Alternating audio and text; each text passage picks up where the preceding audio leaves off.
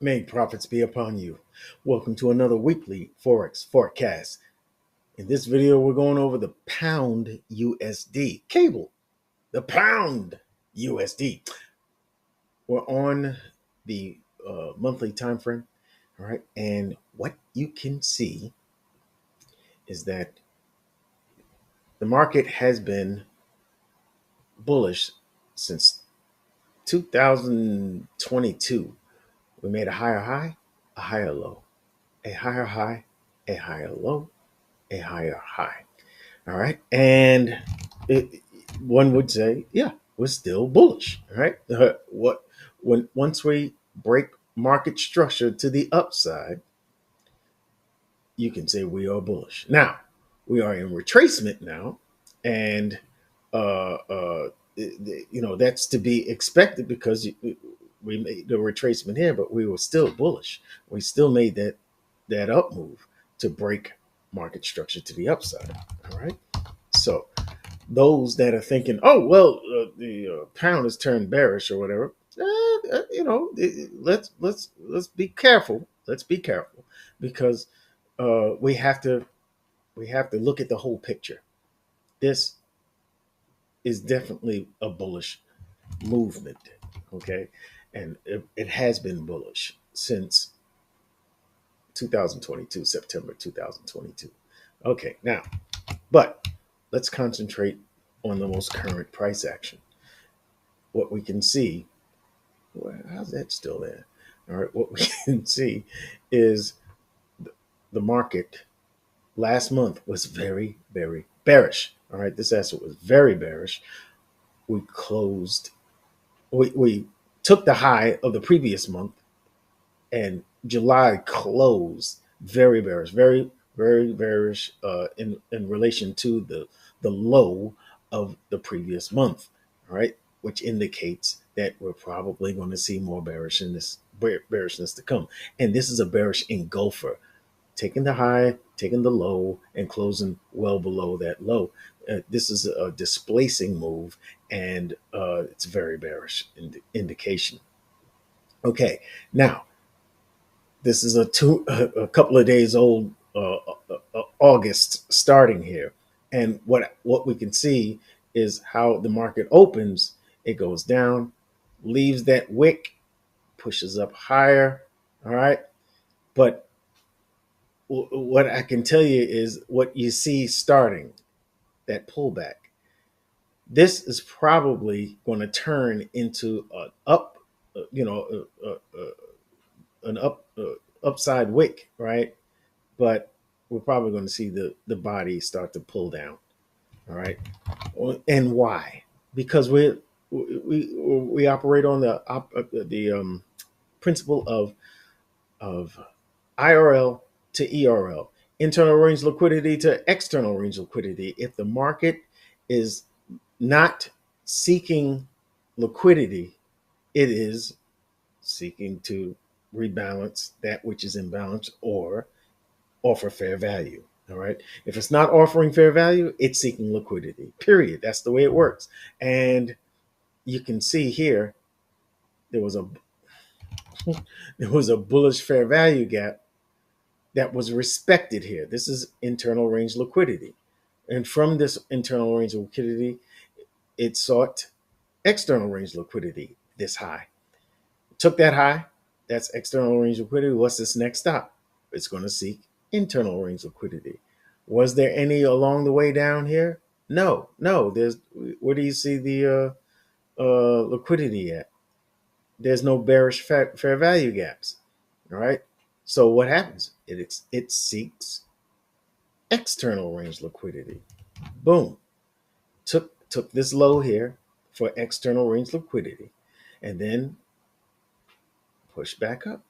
And what do you think it's seeking as it's pushing back up? Internal range liquidity. Do you see a bearish fair value gap along the way? Certainly, there was one here, a very thin one. All right, but that's about it. Price ran right through that. So if it's not going to offer fair value, it's going to seek liquidity, external range liquidity. And now we find ourselves up at this high. Boom. What are we seeking now? Internal range liquidity. Am I correct? Where's that internal range liquidity? Oh, look at that right here. Boom. Found it. All right. And you see it's responding, it's reacting to that internal range liquidity. Let me mark it correctly. Okay. What did I just do? Where did all that extra go? I didn't need all of that. All right. Internal range liquidity. All right. So, uh, uh, are we going to go higher from here? That's the way the market likes to do. The problem is this is the low and high, and this is the middle of this range, right? The 50%. I don't want to take longs from here. I don't want to unless there is a couple of confirmations on the lower time frame. I'd rather take those longs from below the 50%, which is in discount, right? Where would we take? Where would we be looking for that discount? Right about here. Do you see this sell to buy wicks here? This is forming an area of demand, and I would think uh, pr- price is probably going to find support when it reaches there. There is a fair value gap above it, but I don't know if it's going to it'll stop a wick from going down in there and then going up high, or it just takes everything out and there won't be any bullish action after that. But we're looking at the monthly time frame right now. All right. And what we're seeing is prices at the internal range liquidity found at this bullish fair value gap. Now, let's go down to the weekly. And what do we see on the weekly? Let me get rid of some things here. There you go. All right. What do we see on the weekly? Woo. All right. Um, Price is pushing down. This is our CISD, the change in the state of delivery. Why? Because price was bullish up until this point, respecting the fair value gaps along the way until it turned around here, and we see that there was a close on a weekly basis, a close below that low. This is the last leg, the manipulation leg up, and then we have the close below it. This would be the CISD right there. That's why I have it marked in this bright orange color here. And should the market form a fair value gap here uh, with Monday's candle, or looking at it on the daily, when we get to it, I'm gonna look at this and say, oh well, price is probably gonna push up and then down into that. I'm looking for a wick here. Starting the week, it'll probably push up into this and then flip bearish after that.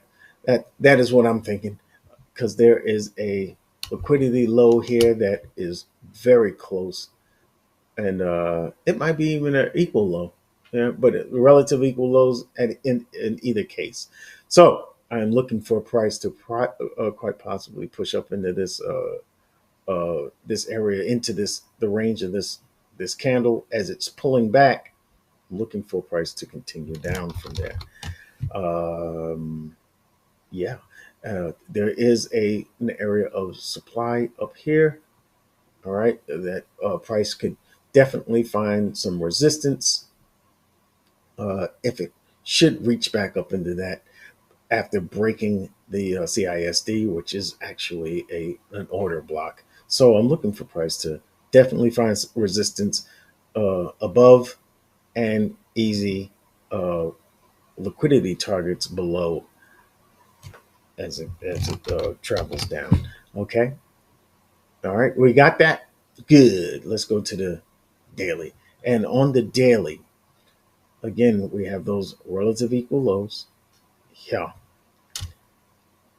And yeah, it is relative equal lows. It didn't hit that low. Okay. And what you can see is clearly this buy up before the stronger sell off All right. And we have a mitigation block here. All right. Which is actually a great area of fair value.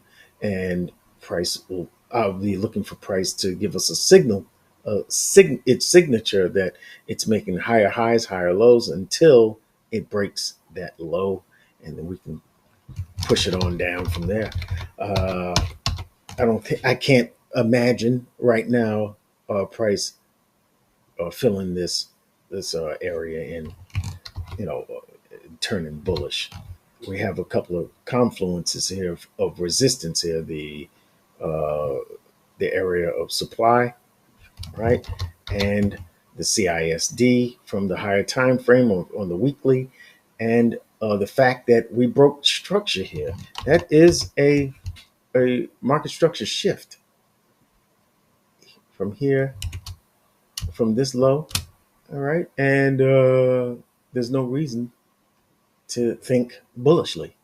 All right. We have a market structure shift to the downside. Price is going to retrace. Maybe we take that liquidity high there, tap the order block, and continue down to these uh, easy to reach relative equal lows. I hope that makes sense. That's what I'm going with. That's what I'm sticking with. All right. I hope you enjoyed the video. And well, make sure you hit the boost button and make sure that you hit the like. And if you have a question, leave it in the comment section. I respond to every comment, and I will see you in the next video. What will my next video be? By the way, AUD USD sounds good to me. Yeah, yeah. AUD USD. I'll see you in the next video.